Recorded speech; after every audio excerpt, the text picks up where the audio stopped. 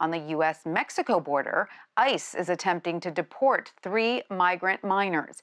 According to a CBS News article, ICE is seeking to deport 2 sisters and 1 teenager who entered the U.S. without their parents. Camilo Montaya-Galvez is the co-author of that article and a CBS News immigration reporter, and he joins me now. Hi, Camilo. So what do the cases of these 2 sisters and the 1 teenager have in common? Sure, Tanya. So these girls have a couple of things in common. They all came to the U.S.-Mexico border and requested asylum alongside their families, usually their parents. They were all returned to Mexico under the so-called Remain in Mexico program and required to wait there as their asylum cases were adjudicated. And they were all 3 of them re-entered the U.S. without their parents, so making them unaccompanied migrant minors. Because of this, they were transferred to the U.S. Refugee Agency. But now, in the past couple of days, ICE, which is the agency that deports people from the U.S., has moved to remove them from the U.S., arguing that they already had their day in court through the Remain in Mexico program.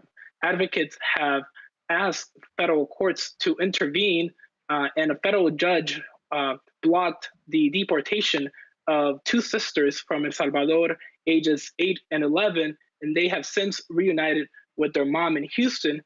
But another judge denied a similar relief to the teenage girl from Guatemala, and she was set to be deported, Tanya, on Friday. But the only reason that didn't happen was because Guatemala canceled deportation flights after it discovered more coronavirus cases among people the U.S. deported there.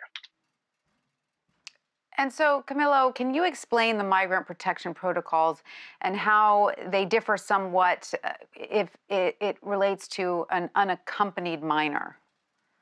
Sure. Starting in 2019, the U.S. started implementing the so-called migrant protection protocols, or otherwise known as Remain in Mexico, requiring tens of thousands of mostly Central American families to wait in Mexico as their asylum cases were adjudicated in U.S. courts.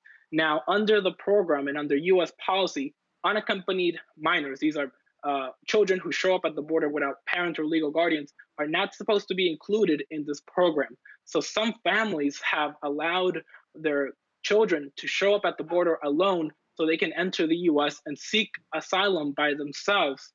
Our colleague, Graham Cates, and I found that more than 570 children in the U.S. refugee agencies since last October have reported having family in Mexico as a result of this program. So the cases of these 3 girls are not anomalies by any means.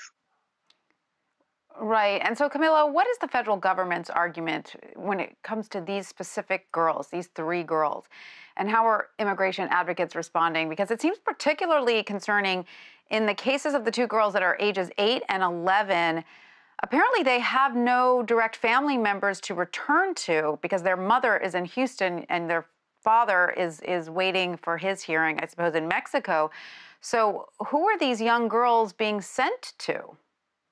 Sure, that is what makes this such a unique predicament for these girls, right?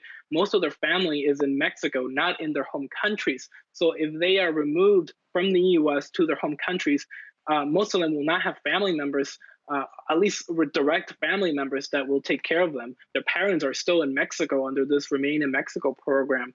But the government argues that the removal orders that these girls received under this Remain in Mexico program still apply even if they last entered the U.S. as unaccompanied migrant minors. But advocates, on the other hand, believe that these girls should be treated like the rest of the accompanied migrant minors in U.S. custody and allowed to be released to relatives or other sponsors here in the U.S.